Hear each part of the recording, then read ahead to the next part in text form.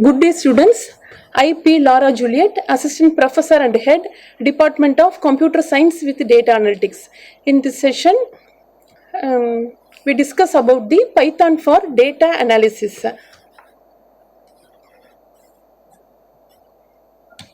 This session include overview of Python libraries for data science, reading data, selecting and filtering the data, data manipulation, sorting, grouping and rearranging. And then we also discussed about plotting the data, descriptive statistics and inferential statistics. First we move to Python libraries for data science. Many popular Python libraries and toolboxes are available. Frequently used are NumPy, SciPy, Pandas, Scikit-learn. Visualization libraries are Matplotlib and Seaborn. In NumPy, objects for multidimensional arrays and matrices as well as functions that allow to easily perform advanced mathematical and statistical operations on this object. It provides vectorization of mathematical operations on arrays and matrices, which significantly improves the performance. Many other Python libraries are built on NumPy. In SciPy, collection of algorithms for linear algebra, differential equations, numerical integration, optimization, statistics and more. It is a part of SciPy stack. It built upon NumPy. In Pandas, adds data structures and tools designed to work with table-like data. It provides tools for data manipulation, that is reshaping, merging, sorting, slicing and aggregation, etc. It allows handling missing data. In Scikit-learn, provides machine learning algorithms like classification, regression, clustering, model validation, etc. It built on NumPy, SciPy and Matplotlib. Next, visualization libraries. Matplotlib, Python 2D plotting library which produces publication quality figures in variety of hard copy formats. It gives a set of functionalities similar to those of MATLAB. And it provides line plots, scatter plots, bar charts, histograms, pie charts, etc. It relatively low level, some efforts needed to create advanced visualization. Next one is Seaborn. It is based on Matplotlib. It provides a high-level interface for drawing attractive statistical graphics, similar to the popular ggplot2 library in R. Now we load the Python libraries using import statement. Import NumPy as NP. Now we can use NP instead of NumPy.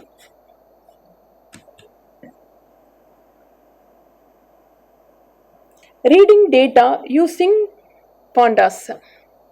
If you want to read the data using Pandas, we can use read_scv function. The scv file name is a argument.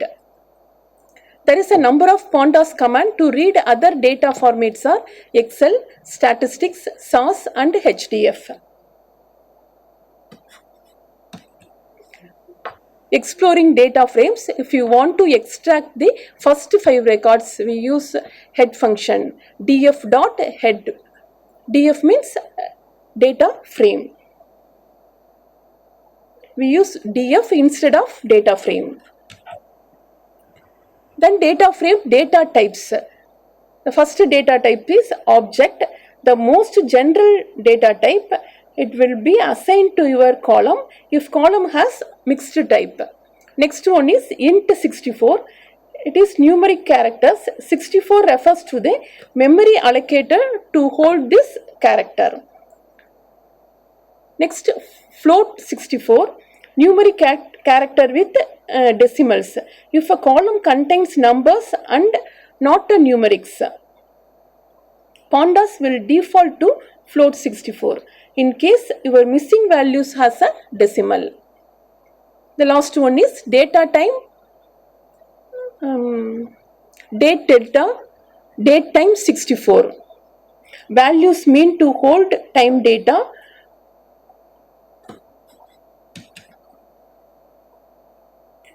Then we move to data frames attributes. Python objects have attributes and methods. In data frame, we have many attributes.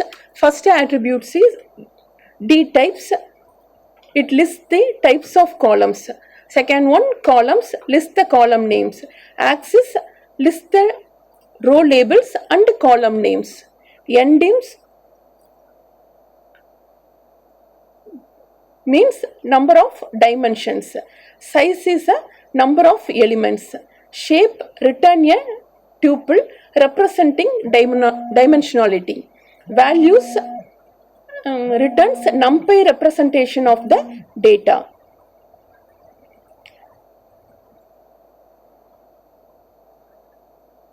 Unlike attributes, Python methods have parentheses.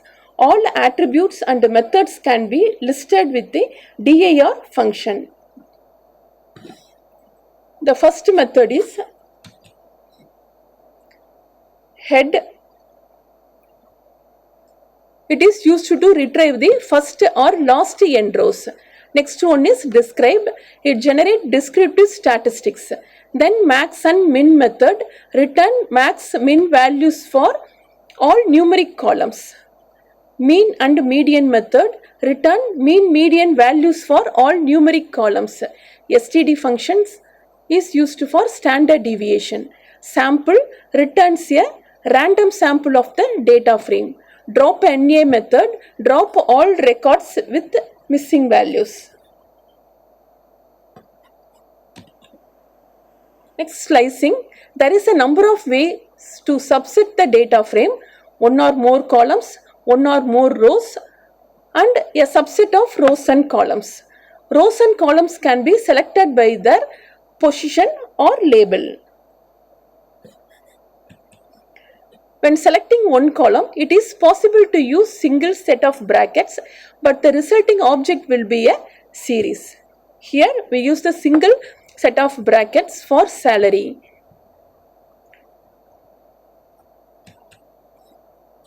If we need to select a range of rows, we can specify the range using colon.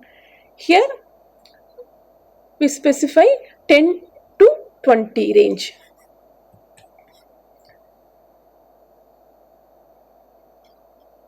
Then LOC method.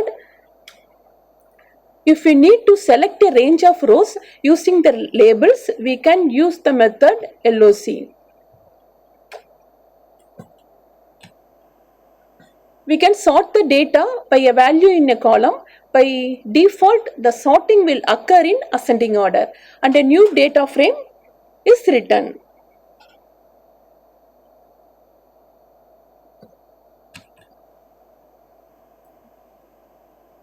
Here we sort the data using two or more columns. In this statement, we use service and salary columns.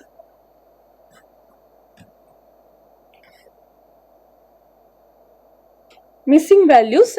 There are a number of methods to deal with missing values in the data frame. The first method is drop NA, drop missing observation. This method is used to drop the missing values. Then drop NA with how equal to all. It drops observation where all cells is NA. Drop NA with the axis values. It returns drop columns if all the values are missing. Then drop NA with thresh value. Here drop rows that contains less than 5 non-missing values. Then fill NA with 0. It replaces missing values with 0. Is null function, it returns true if the value is missing. Non-null function returns true for non-missing values. When summing the data, missing values will be treated as 0. If all values are missing, the sum will be equal to not a numeric. CumSum and CumProd, that is cumulative sum and cumulative product methods, ignore missing values but preserve them in the resulting array. Missing values in group by method are excluded. Just like OR programming, many descriptive statistics method have skip NA option to control if missing data should be excluded. This value is set to true by default. Aggregation function in pandas. Aggregation, computing a summary statistic about each group. Compute group sums or means. Compute group size and counts. Common aggregate functions are min, max, count, sum, prod, mean, median, mode, standard deviation and variance. Here we use the more than one aggregate function min, mean and max in one statement. In basic descriptive statistics, many statistical methods are available. First method is describe. The describe method include basic statistics, count, mean, STD, min, quantiles and max. Min-max method returns minimum and maximum value. Mean, median, mode methods returns arithmetic average, median and mode. VAR, STD methods return variance and standard deviation.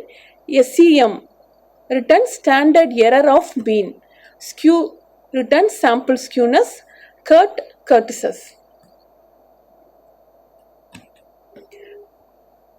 Next one is graphics to explore the data.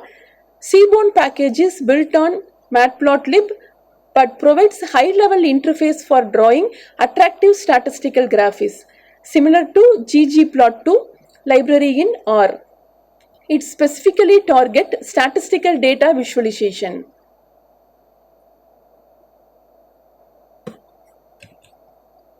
The graphics methods are distplot. It provides histogram, then bar plot, estimate of central tendency of a numeric variable. Violin plot, similar to box plot, also shows the probability density of the data. Join plot gives scatter plot. Reg plot means regression plot. Pair plot, box plot, swarm plot and factor plot. Factor plot means general categorical plot.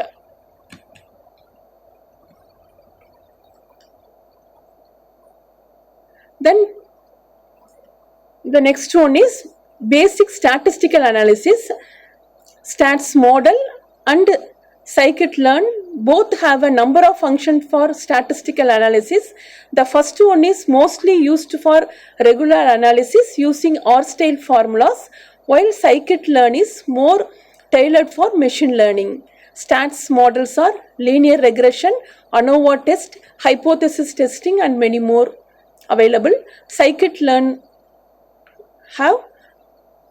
scikit-learn contains k-means, support vector machines, random vectors and many more.